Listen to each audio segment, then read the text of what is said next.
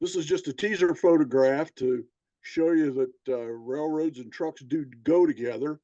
I think I got kicked out of Collinsville once because I gave a truck clinic and they didn't know it. But um, you, trucks, you got to have trucks to finish the job the railroads did in many cases. So um, I just tell you to go ahead to the next one, and um, there we go. As you could, this thing's old. It's 10 years old. Um, so I presented it 4 different places that year, and that's a record of that. So no need to. Uh, nobody's got their phone on anyway. Now, this clinic focuses on a little town called Reynolds, Indiana. It's 73 railroad miles south of Chicago, and it's an agricultural community where there were a lot of businesses that were served by rail, but they also had fleets of trucks in order to continue to do their business. So what we're going to do is just look at some of those highway vehicles that complement the operations there. Next. We're fortunate 10 years ago, as we are today, that we've got a lot of good truck models out there, which with a little bit of work can be really decent foreground models on your model railroad, or good background models pretty much as you take them out of the container. Next. This is a scene of at Reynolds, Indiana, which is the crossing of the Monon, which is the railroad that runs in the back, and in the foreground is the Pennsylvania Railroad. The Pennsy got there last, so they had to furnish the station and the freight house, which you see in the back there. Um, the freight house is where all of the LCL, or less than carload business, was done. Both railroads could stop on their main lines and throw off less than carload freight, whether it be the Pennsy or the Monon. And that was also interchanged as a result of that building being there serving both tracks. Then if you look to the right, there's a Y track, a couple of cars sitting on it. That's where the carload business was transferred at Reynolds. In the foregrounds, the Skelgas plant, which is relatively new, and we'll get into a little of that later on. Go ahead to the next one. The first little business, which really is not a business, it's public utility, is the water department. And we have a water tower there and a small pump house. And go to the next slide. By the way, on my model railroad, you can tell where you're at 2 different ways. One is the station sign or the sign on the water tower, which is pretty typical for Midwestern towns. This little vehicle was actually an Athern Huckster, and I took the Huckster part off and re-rigged the background, and I needed a place to put it. Well, it ends up it's operated by the water department, and it accumulates junk in the back. They don't use it very much. However, it is said that there's a power takeoff on this vehicle, so that if there's a pump failure, they can actually run pumps with it in an emergency. But that's an Athern model, and repaint about all it did, put a lot of rust on it. And so if you want to have one of these really old guys sitting around, there's a good place for it. Go ahead to the next one. Now, Ron, you're probably going to catch me in a lie here somewhere, but this is the phone company. In rural America here, Bell Telephone had a service truck in just about every community of any size, and they usually rent a local barn from somebody and park the vehicle inside, and everybody knew the phone man by the green truck that you see there, which is a Mini Metals model. Go ahead to the next one.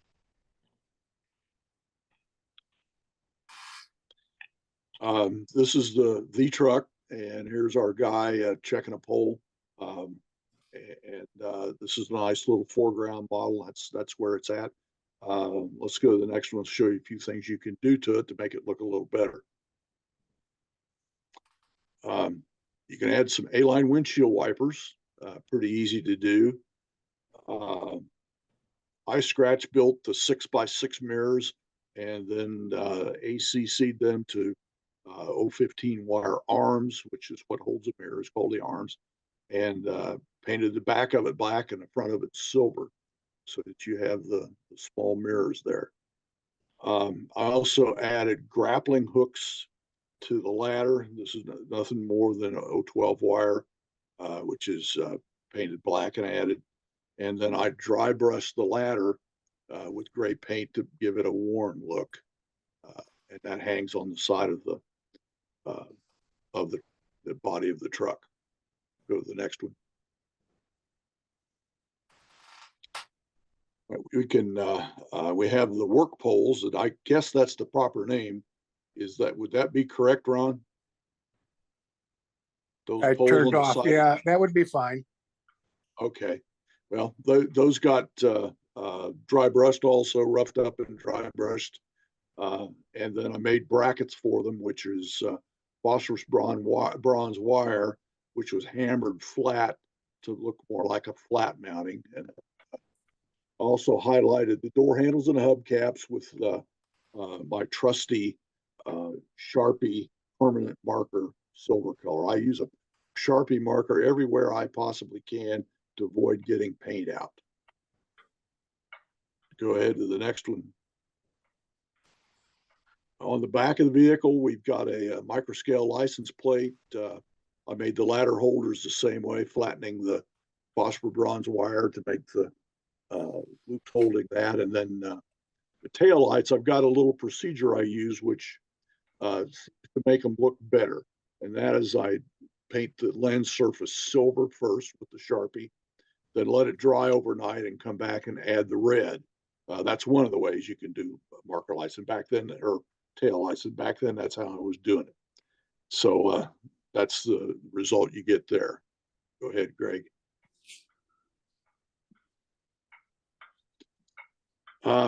LP gas was something that was pretty new right after World War II. I mean, it had been around for a while, but the distribution network really didn't get started in earnest until after World War II. And a lot of propane plants, like the one at Reynolds, popped up in that era. And the railroads brought the LP gas in. As you can see, there's a car in the background. However, trucks were needed to deliver the product. Now, in the 50s, when I'm modeling, you see a truck there up against the building, which has some what we call propane bottles. That was how the propane was delivered to residents back then. There was no bulk delivery like I get bulk delivery now in my tank here, but used to be we rolled those bottles out and the guy disconnected one, hooked the other one up, and he also had a lot of tools and things in a service truck, and that's what we want to model as one of those service trucks. So go to the next slide. This is a mini models F-250, Ford F-250, which it really came from two different places, and the cab and the bed don't match perfectly, and there was no intention for them to. I already had the bed, it was already red. What you'll find is in this business where you have a bed designed specifically to do something, many times that bed will be used over the life of 2 or 3 chassis. And that's what this is representing here, an older bed on a newer chassis. Go ahead to the next one. So I used what I had, and what I had was an orange Ford F-250. So I took it apart to paint it. As you can see, it readily comes apart to where it's easily airbrushed. And the things you want to paint are the cab itself and the wheels. Rest of it, the interiors are all right. And of course, the grill is all right. Go ahead to the next one. The bed got a little bit of modification. I wanted to put diamond plate on top of the toolboxes on the side. So in order to do that, I added a smooth surface, which was 010 styrene on the top. Then also in the bed itself, I masked over the flooring so that, because it's a pretty decent looking wood color, so I covered that over so I wouldn't paint it. Then uh, I went ahead and painted the whole thing red, and added the Walthers LPG bottles and chain. And it is required by law to have those things chained in place one way or the other when you transport them. They're to be transported upright and chained in place. Go ahead to the next one. Okay, here's where I'm fooling around with the Archer tread plate decals, which are really neat. However, you don't want to put those decals on a bare styrene surface. You want to paint it. So I'd already painted red, so it was pretty easy to put this on top of it, and you still got the red effect with the diamond plate added to it. I also had to build tailgate for this thing, so that was simply a piece of styrene, and added a couple of hinges, and I also surfaced it with the diamond plate, on the assumption that they built the bed from a piece of diamond plate, which is a type of metal that you can purchase and use to make things. We do it all the time at the business. So next one. That's the finished product. Of course, when you're hauling that stuff, you're required to, by law, to stop at a railroad track before you can cross, and that's what he's doing there. Let's go to the next one. This is a tank wagon. The term tank wagon has survived yet today for local delivery of petroleum products, but that's where the name came from. This you put the product in this tank. It says Standard Oil on the side. You can see 3 openings in the top. That means it's a 3-compartment tank, so you can haul 3 different products. Back then, that's probably all they had was 3 different products. There's no hoses for unloading or anything like that. No meters like we see today. What they would do is drain they would drain the product from the tank into one of the cans that you see there. Not the milk can, by the way. That's somebody's dream that won't come true. But that front can looks like it's a 5-gallon can, and it's probably been measured and certified. So if somebody ordered 5 gallons of kerosene, you'd lead 5 gallons of kerosene out of the big tank into the little tank, and then you'd pour it into the customer's container. And that's how bulk oil was unloaded. Bulk petroleum products were unloaded back in the day. Go ahead to the next one. This is what a tank wagon looks like now. In this particular case, although CSX would like you to think they have a very sophisticated computerized system of keeping locomotives fueled at all times without having to go to any outside sources, this is proof that that doesn't always work. So what we have is the local co-op here delivering fuel to a locomotive. The only thing that's out of whack in this picture is the back of the truck, which says co-op on it, actually lifts up. And I asked him to close that cover for the purpose of this photograph. And for what it's worth, at the time I took this picture, our business hauled the bulk fuel to the bulk plant that then this truck loaded from to bring the fuel down to the CSX terminal. This is in Anderson, Indiana, about, I'll bet 20, 25 years ago now. Go ahead. So I actually have 3 oil companies on the layout, and 2 of those are in rentals. This is Stark Oil Company. This is the beginnings of the bulk plant. It's not finished. I'm going to make some changes to it, including a nice, great big sign. But what we're looking at are Stark Oil's trucks, and that's the whole fleet right there in front of you. Next slide. Where did you get the rack?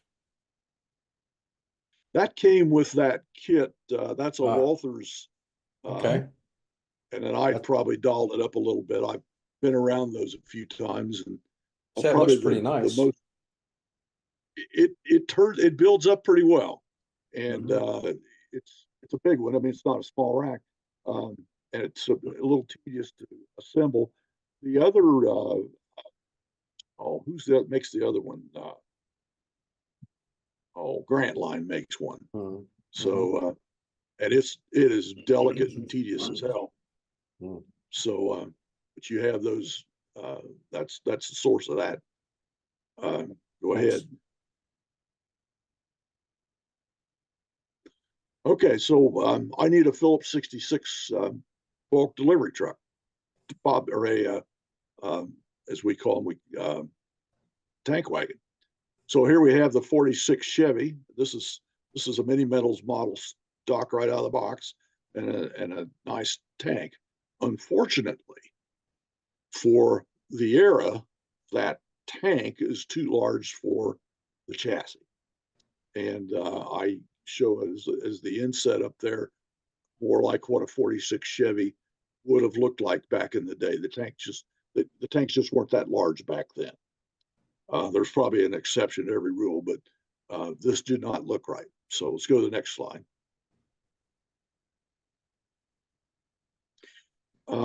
The other thing is it didn't fit together well.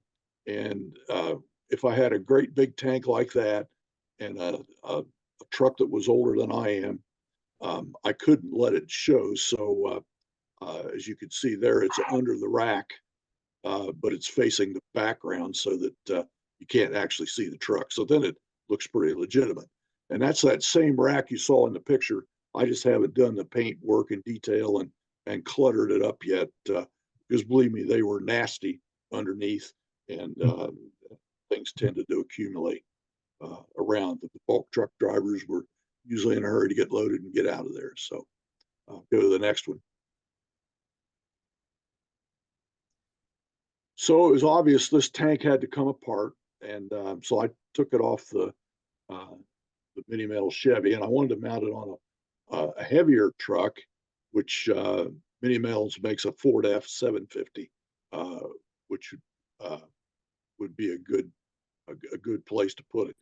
However, when I started to try to correct that gap between the side box uh, and the tank itself, thing broke.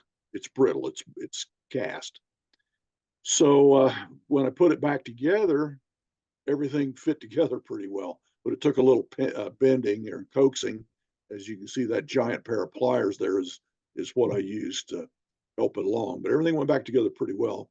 Go to the next slide. Well, we're back to the truck.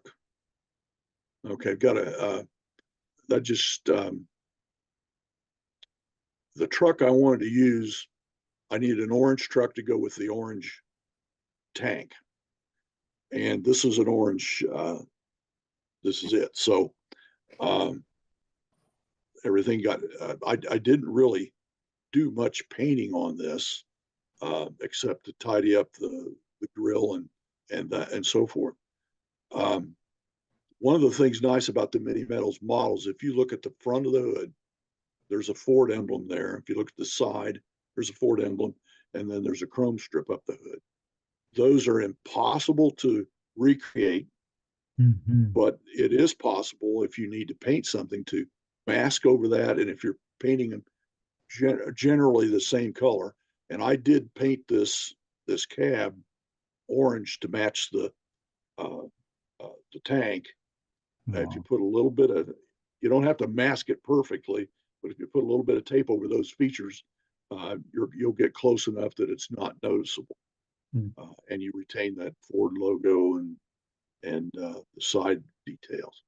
Go ahead to the next one. Oh, and I didn't show on the last one. Also down at the bottom, those were A-line wheels.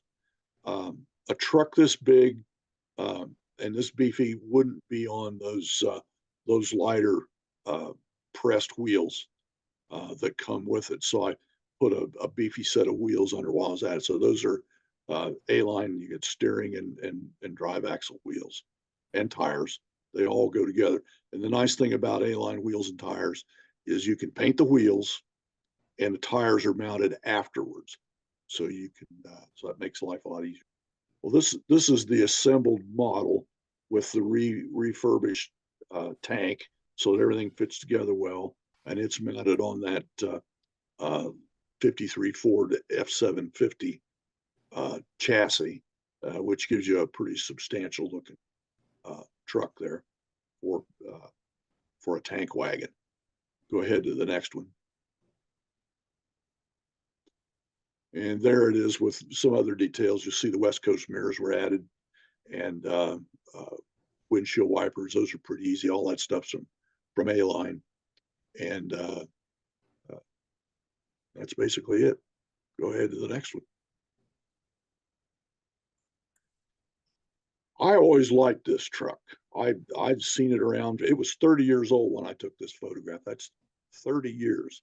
Look how good that thing looks. And that's a beefy little truck. By the time I photographed it, it was delivering bulk oil. And I decided that Stark Oil needed to have a more modern truck than that F750.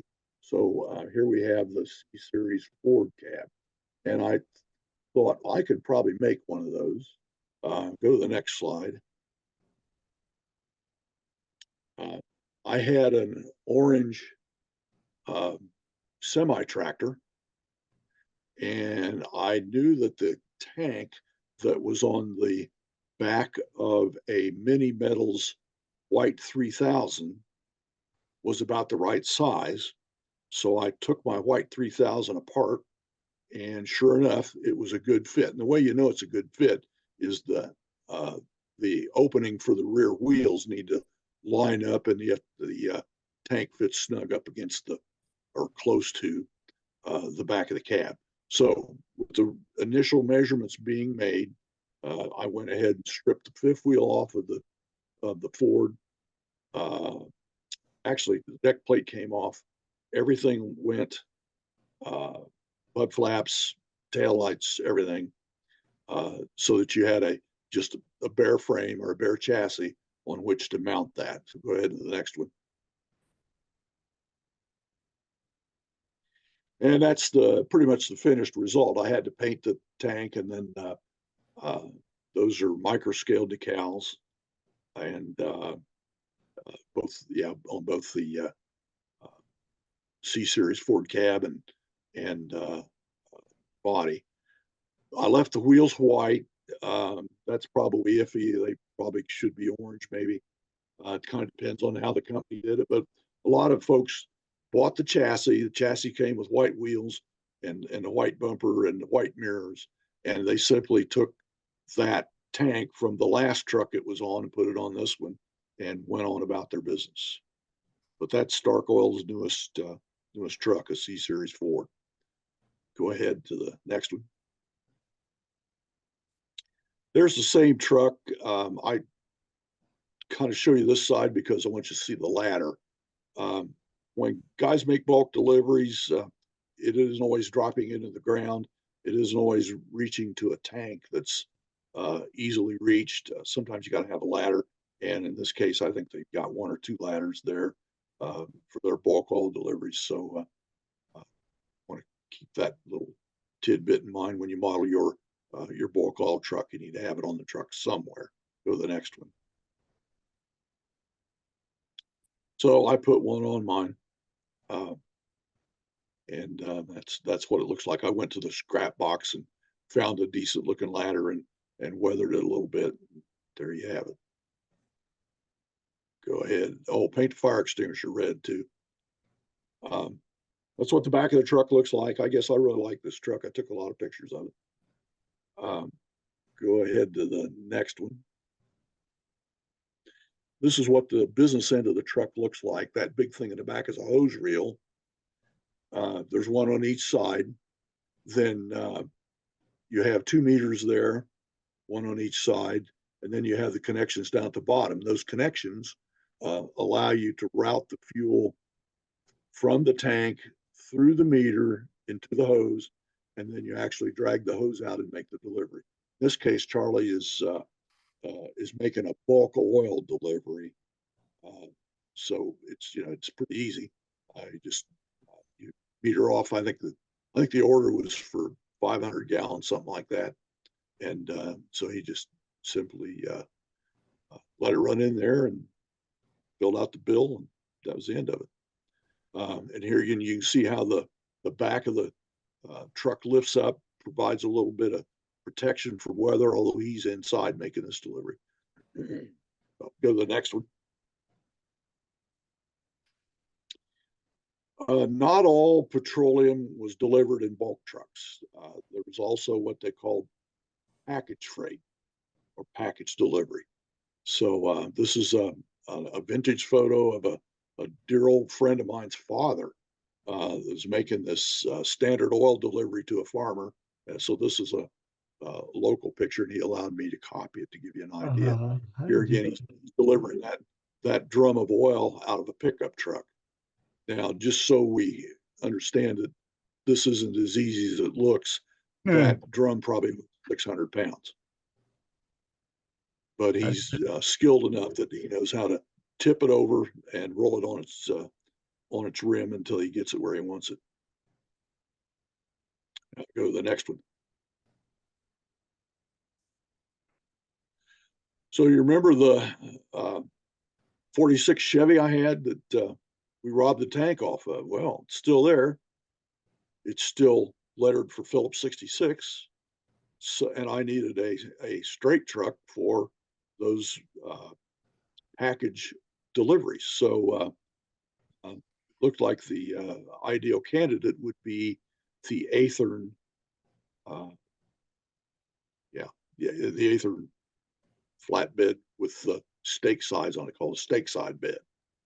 And the only problem was the Athearn bed is 22 feet long, and I really only needed something about 14 or 15 feet long. So I cut it down. Let's go to the next one and see if we can see that. Basically, you just cut a section out. You can see where the section's marked off. Use a fine tooth saw blade so it goes easy. Because what you're doing is you're cutting the section out that you don't want, and then you're going to put the front bulkhead back in again. And that's basically what this all shows. It outlines the steps down there. I used a 0.100 L channel in a corner to make it stronger after I sawed it off. But other than that, it pretty well goes back together just the way it was. And you have a shorter bed that fits on that chassis. Go ahead. Before you could put the Athearn chassis on the Mini Metals, the Athearn bed on the Mini Metals chassis, you need some mounting pins. These are just pieces of styrene that are mounted on the inside of the frame rails of the bed, and those frame rails match, and that shows you how accurate these two models are. They do match, so the bed lays down on the frame rails. Now you could glue that in place if you want to make a mess, but it's a lot simpler if you just put these mounting tabs or mounting pins, glue the inside of the rails, and then you have a press fit there on the chassis. So go ahead. And that's what the finished product looks like. And it usually stays backed up against the dock. He uses about 2 days a week to make deliveries, bulk oil deliveries out to farms and so forth. Show example, one of his loads there up in the inset. There's 4 drums of motor oil, a couple of gas pumps, and I forget what else is in there. Because whatever different customers have ordered, that they'll take them out for delivery whenever they've got enough to justify going. Now, some of the details on those trucks to keep in mind is the 46 Chevy came stock from General Motors with only one windshield wiper. The second windshield wiper was an option. The mirrors were they called fly swatter mirrors, which is what's on this. However, it came from the factory with only one on the left side. If you wanted one on the right side, you add it to yourself. Yep. If you didn't add it yourself, you could order it from the factory that way, or you could add it yourself. Mont, you ever hear the term lollipop for these mirrors? Yeah, I think I just said that, lollipop mirrors and, yeah, or fly swatter. I said fly You swatter, said didn't I? fly swatter. I was just wondering. Yeah. I've heard lollipop. They're the same. They're the same, fly swatter, lollipop. But yeah, it's what they're shaped like. And a good source of those is who's the Plano. guy down in Texas? Yeah, Plano. Great stuff. I sometimes I make my own pins. So if I've got time to wait, I'll order from him. He's got good stuff. Okay. This is Reynolds Lumber, and the reason you can't see the rest of it is I could only model half the building because the layout's not wide enough. So this building actually, half of it is on the edge of the layout, then it's a big piece of black styrene there. But that's the customer we want to talk about. Go ahead to the next one. Wait, I just want to say that I like that Buster Brown sign. I had an uncle in Marysville, Kansas, who had a Buster Brown shoe store. And he used to send me a new pair of shoes every Christmas. I sometimes didn't like them, but he was very thoughtful. Yeah, it's kind of like Buster socks and Brown. underwear. You know. Yeah. Well, one of the things you need to do on those buildings is you need to give some sort of homage to what's the building there for. And when it says lumber on there, you got to figure that one out. But yeah, that's pretty easy. I've got a paint sign on there. So this is a shoe store, and the building beside it's a general store. But I try to add a little bit of signage, and I could do better, I think. But I appreciate the Buster Brown story. Just wanted to say I like it. Okay, thank you. Yeah, you're welcome. Okay, so this is the Reynolds Lumber and Coal fleet. So that's an interesting combination, but I'm sure you guys are mostly Midwest modelers, have probably seen that, where the lumber business is busy in the summer when the weather's good, you can build. And in the winter, you're not so busy, but that's the time when you can haul coal and make a buck there. So you stay busy delivering something. And of course, both of those things are brought to you by rail. And Reynolds Coal and Lumber gets a lot of neat stuff: fence posts, barbed wire, lumber, coal. Gosh, just some of the things I can think, I've thought about. Most of it shows up in boxcars, except, of course, the coal, which is in hoppers. But if I ever get around to modeling their coal bins, those were the kind that you got it in a gondola and you shoveled it in. So I've eventually got to do that. In the meantime, we're using hopper cars, but this is the fleet. Let's take a look at how we get there.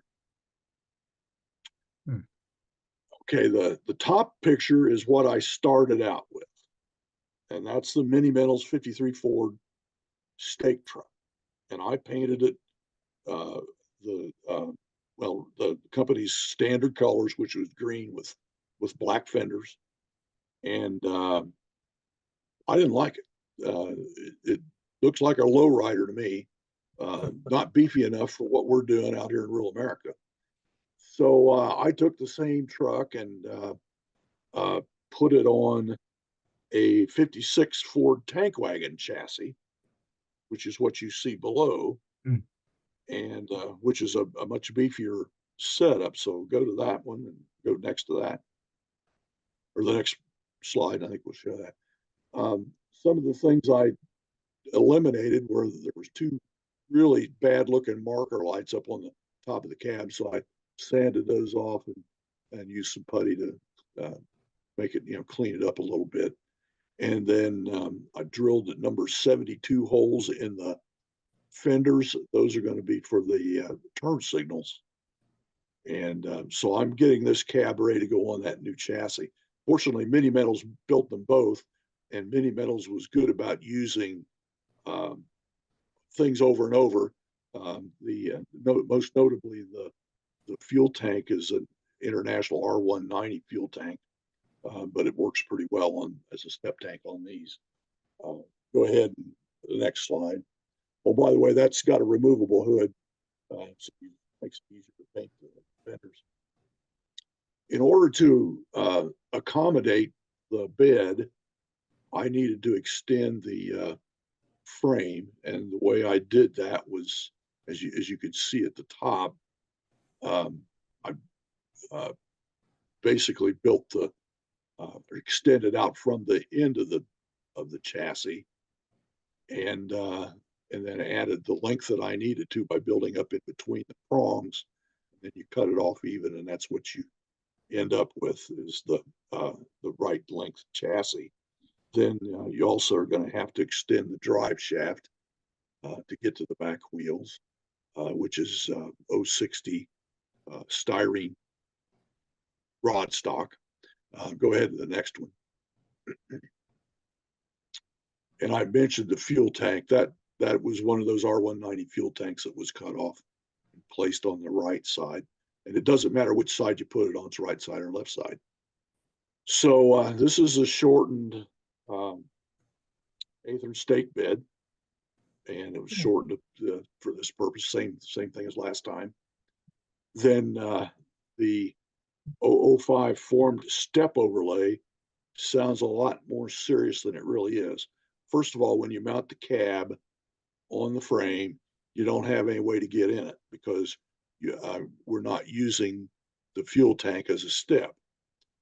And Ford didn't do that. International did, Ford did not. So I moved the fuel tank to where it would have been. And this 005 formed step overlay is really a nice piece of pie pan material. And I ate the pie first and then cut the pie pan up and made that so it lays over there. So that when you mount the cab on there, you have your step. So this is really for everything ready to go back together. You can see how up at the top, how the frame is lengthened with, you've got styrene going down both sides, and then it's built up in the middle, and it's strong. It does well, and that's not too dissimilar to how the guys do it in the real world. First thing in the real world you do is don't splice a frame, but if you have to, there are ways to do it, and they seem to, you'd pick the right spot and do it the right way, and the thing will probably last. Go ahead to the next one. This just shows you a little bit about what happened to the bed. Gosh, where do I start? Let's start at the top. The sign. I didn't have custom decals made, and I've got a printer, but it won't print white. So I made signs for each one of the trucks, and it just says and used my computer and all that, to make a decal, and I decaled it onto that sign, and then that was attached to each one of the beds. Bed was shortened to 15 feet. I kept the back bumper. However, I needed to mount taillights back there, so I had a piece of 060 channel that I just mounted across there and mounted the taillights on that. And then this bed fits the same way the last one did with the prongs.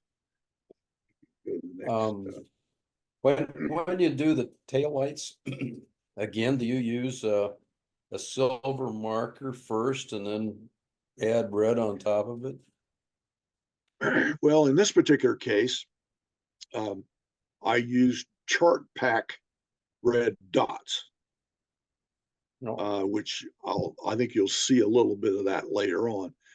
Chart pack, back before everybody had PCs and did all this, if you made something where you needed red dots, you got these self-adhesive dots on a roll and you stuck them on wherever you need them. Probably some of us built control panels for our model railroads using that stuff at one time or another. So those red dots are about right for tail lights, and then the smaller ones are about right for turn signals and marker lights. So that's what's on this one, and also on that is the license plate, which is again for microscale. So did that answer the question sufficiently? Yeah. Yes. That do it, Jim? Okay, yes. good. Okay, let's go to the next slide. So this is what the finished truck looks like. It's a lot beefier. You can haul a bigger load on it, and it just doesn't look like a low rider. It doesn't look like something you wouldn't possibly see. So, I vary though. I actually screw around with the loads in the beds every once in a while and change. Probably I don't need to do that, but it's kind of one of those anal things I do. So go ahead. Let's go to see what the next one is. Oh, it's another picture of it. I didn't mention the turn signals. If you take a look at those on the front fenders, that number 72 hole, all you do is stick a Tichy eye bolt. You know, Tichy's eye bolts are awfully big, but they're just the right size for a turn signal on a truck fender. So you stick the Tichy eye bolt in there, then put an amber chart pack self-adhesive dot on the front and a red one on the back. And you've got, I actually make them up ahead so that whenever I build a model, I can just stick them on. Now, the one thing you do need to do with the chart pack dots, even though they're self-adhesive, is they don't last forever. So you want to put a drop ACC on before you stick them on there. But they make credible looking turn signals. Go to the next one. The last and newest truck, and I decided that Reynolds Coal and Oil Reynolds Lumber and Coal needed a newer truck, is this Ford C Series. It comes with massive windshield wipers, which I took off and put A-line windshield wipers on there. And before you mount your windshield wipers, there's a dirty little trick. Take your black Sharpie marker and color the rubber part black. It's real simple. It's not hard to do. It's not messy or anything. Then you can go ahead and mount those wipers. Go ahead to the next one. Now this thing's stock. This has got that 22-foot bed. So all I did was mount the signs on it. And here again, painted the standard color, which for those of you who don't recognize it, it's Chicago Northwestern green. And then primer gray is the color of the wheels. So this one was pretty easy to do. It's all paint, really. Go to the next one.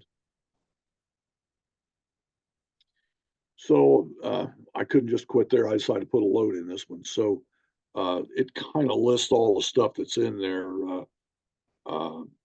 We've got a couple of drums of glue. Here again, this is a lumberyard. A pallet of pre-mixed concrete in bags, a preformed door, or pre-framed door, excuse me, 2 empty pallets, 4 bags of insulation pellets, some 4x4 posts, several sizes of lumber, bags of water, softer salt, and the driver's 2-wheel hand truck. So he's probably going to take all day to deliver that. And he's probably going to go to 4 or 5 farms that have got this stuff ordered, make the delivery. So go to the next one. This thing was kind of an inspiration. That's a coal delivery truck, and coal. I mean, my dad told me when he delivered coal, he carried it in houses in 5-gallon buckets. And there's a whole story about that goes on to his early days as a young and upcoming truck operator. But this is gives you an idea of what the bed of a coal truck can do. So let's go to the next one. I decided that Reynolds Lumber and Coal needed a coal truck. I mean, they really did need it. It wasn't me deciding. So the coal business wasn't very good by the time I was doing this. So, which is 1958. So they couldn't put a new truck on it. So what they did was they took an old 46 Chevy chassis, it was their oldest truck, and they mounted a coal bed on it. Well, I don't think you can buy a coal bed from anybody, so I had to make one. Go to the next one. Um, so this thing got Could use painted. a farm wagon Chicago. body. You could use a farm. Yeah, it is. They make a farm Yeah. wagon like that, Yep, that you could use for That's what that. it is. That's what it is. Oh, okay, It's the GHQ farm wagon body with, okay. so you ruined my whole clinic now. You already guessed everything I'm going to tell you. So, but no, that's what it is. I put 1 foot extensions on it to make it look a little more credible. So the truck got painted with that C&W green, got the one windshield wiper, and but that thing separates so that you can paint the fenders separately, and so it's really easy to do. Go ahead on. We'll look at some of the construction pictures, maybe. There we go. This is the chassis we actually started with. So I took that dump bed off, which some people hold coal and dump beds, but and all the paraphernalia that go with it. So we've got a nice clean chassis to mount that wagon body on, if you want to call it that. Go to the next step. It just shows removing all the mounting apparatus. This thing, that cylinder actually works when you tip this bed up and down, but it comes with mud flaps and a tailgate. So that thing got put in a special place for use later on, actually later on in this clinic. So go ahead to the next one. I had to extend the frame. We sort of know how that goes. Going out both sides with the styrene and filling in the middle. And then I cut the back end off prior to extending it, then put the back end back on it. So I was able to preserve the tail lights and the exhaust pipe sticking out there. So we extended a little bit, and I'll go ahead to the next one. You could mount that body on there, but you needed fenders. So the quickest way to make fenders was really just to build a floor, even though it's not intended to be a floor. But this mounts on the chassis, and it comes out over the wheels, making it look like a fender, and it gives you a deck. I call it a chassis deck that you can mount the dump bed on. And this also allows you a place to carry your shovels, your chutes, things like that for coal delivery. Go ahead. Yeah. And here's the GHQ steel grain bed, which is a soft metal casting. You can see how I used 4x4 supports and 2x12 styrene to make the extensions. And then I had to make sure that it was going to set level on the new floor I built, or the deck, I guess you would call it. And so I had to add some styrene on the bottom. Go to the next one.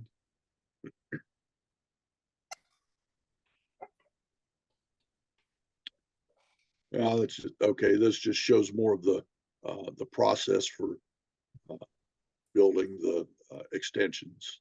And I build extensions for a lot of things that way. Pickup trucks, anything like that. It's a real easy way to do it. Go ahead. And coal trucks typically had a chute on the back, or an opening the size of the chute, so you could raise the bed, and then you still had to work at it, but you funneled the coal through this opening, which you've got the crank here. You turn the crank, and this thing has got a gear on it, and it raises that lid, and there's your opening, and it's the size of the chute that you carry on the side of the truck, and the coal will allegedly flow down that chute. Now, what really happens is the guy's still got to get in the bed and kick the coal down the chute. It just jams up and won't flow very well. The finer the coal, the better it goes. And that's just 20,000 styrene. Oh, you're good. Go ahead. And that's the finished product. The coal bed was designed to avoid as much shoveling as possible, and they did pretty good job of it. I've witnessed coal deliveries when I was a kid, and the elevator had one of these, and it worked pretty well. Okay, next one. End of part one. Okay. How'd we do time-wise? Hey, Mike, Yeah, On and the let's go questions. on the coal uh, uh, bin or the coal truck out in Indiana, were any of them scissor lift? Yeah, I saw. Not one where I was- was at. Yeah, Okay, Somebody said they saw one in Indiana, but I've never. yeah, I saw one around Milwaukee. That's where I grew up, and I remember my grandma getting coal by with a scissors truck, and they unloaded the coal into kind of like canvas bushel baskets, and they carried them between the houses on their shoulder, and then just hand dumped them down. Well, it was actually the basement window. It had boards over it, but that's the way some of it was done around here anyway. Uh, yeah. the ones where I was at, it was all bed like that, and Sure. you were dumping down coal chutes, who were typically in the basements of homes. Right. So that's all there was to it. Now, there became a time where I don't know if you can still do it or not, but you could go to a vending machine like thing at the coal place, and you could put your money in the slot, and a big bag of coal would come out. Wow. And, Had that- well, what had what that- makes me think of this is one Saturday morning, my dad and I were headed to Indianapolis to the Motor Speedway to watch qualifications, and he needed some ice to keep his beer cold. And we got halfway to Indianapolis before he realized he didn't have ice. You had a bag of coal. Well, there was also Oh. bagged coal. My grandfather used to buy bagged coal. They Yeah. had coal buckets by the, a lot of times by the stoves were set on like a metal plates Sure. but Uh-huh. then there was a coal, but they would buy bagged coal from the elevator, and that was delivered by boxcars, if my memory is correct, came bagged in burlap sacks. Sex. Okay, yeah. By the time I saw it, they were paper sacks. But Okay. I always wondered how they shipped coal in boxcars. I just assumed that they shoveled it in and shoveled it out, but the bag thing makes a lot more sense. I always saw it in burlap sacks at the elevator where you'd pick it Okay. up. And then, of course, my grandfather would dump it into a coal bucket. And that sat next to the stove on the stove plate, so to speak. Yeah, there was in Ottumwa, Iowa, there was a company that made loaders to load coal into boxcars loose. And those coal, a lot of it went up to Duluth because of the winter to keep it wet, dry. I wonder if they use grain doors, maybe. I don't know. Yeah. Yeah, my Returning grandma and to- grandpa, yeah, go ahead. Returning to the scissors type coal delivery truck, Jordan models had one, but it was very antique looking. But there was a Railroad Model Craftsman article about those showing that they were still used, I think, into the 60s. I remember that. It's some of that wasn't the delivery point wasn't ground level or basement level. It was higher, and that was part of the scissor lift feature. Okay, all right. I didn't realize they were very common when I read that article. I remember it, but I think the more you see and and now that you're looking for it, they're probably a little more common than I thought. And I asked, and this group, the coal also started to be replaced by oil. You had oil tanks in many, many homes. I'm just curious, that was part of the coal going away, right? Was when oil furnaces became popular. Would that correct? Yes. Oh yeah, my folks' Yes. house replaced you could see where the coal chute had been, but they actually had their oil tank in the house under the front steps, which was very nice to know when it came time to sell the house and my mom died. because that's one of the things you have to disclose is there a buried oil tank on the property? Yeah, my Well, let me tell you grandparents about had oil it. tanks. Yeah. I can tell you a couple of war stories. First of all, I go back to my dad. He was in the construction battalion of the Navy during World War II. And at that place, they learned how to make any and everything out of 55-gallon drums, because most of the petroleum that was shipped overseas was shipped in barrels.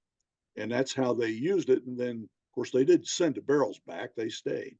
But so when Dad was in the petroleum business after the war, he built a lot of oil tanks for people using sets of 4 55-gallon drums. Wow. And then, of course, he got to haul it.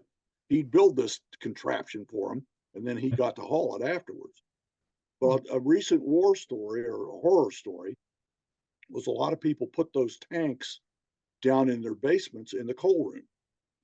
And then when you made your delivery, you had a pipe that went in down through that tank, which was in the coal room, because the coal furnace had been converted to oil. And unbeknownst to a truck driver that I know, still know him, and he still drives a truck, went to a residence, hooked onto the line outside that was to go to that tank. And as it turned out, he had gone to the wrong address. Oh, There was a connection, but there was no tank. And Oh, he put no. 200 gallons of 200 gallons of home heating oil in the basement of that house. Oh my And God. last I knew, they had to tear it down. Oh. So they tore the house down. Wow. But now that was a bad day.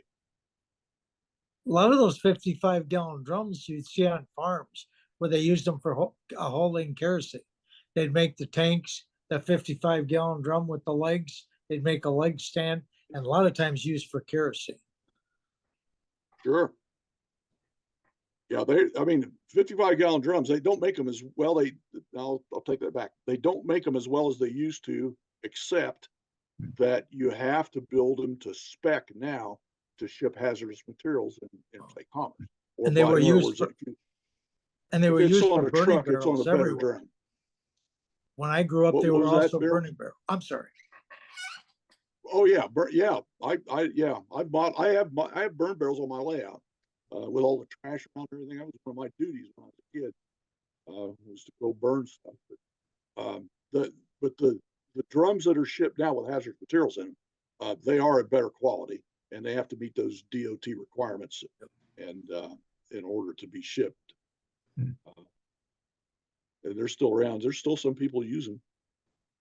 Well, if you ever go to Jamaica, anyone who owns a 55-gallon drum is in the restaurant business because they cut it in half and sell jerk chicken by the side of the road. Mhm. Mhm. Put a grill on it. Yeah. Yeah. Yeah. All right. Well, But- thank you. I was just gonna add, Yep. Mont mentioned that in that one on that first truck, he painted for the taillights what Jim Temple asked. He painted it silver and then red. By the way, I picked up a tip from a lot of the vehicle modelers are using the Tamiya clears for the various lenses and stuff. There's a clear red, a clear yellow, a clear green. So if you paint the silver, let it dry, and use one of them, it actually looks like a glass taillight. It Yeah. really He's does. he's absolutely right. And 10 years after this clinic was done, that's the way I do it. But back in 2014, I was using That Tamiya clear. Yeah, you're absolutely right. Tamiya makes a red and an amber that are really Yep. good. And a green. So you can get all the lenses. Does a beautiful job.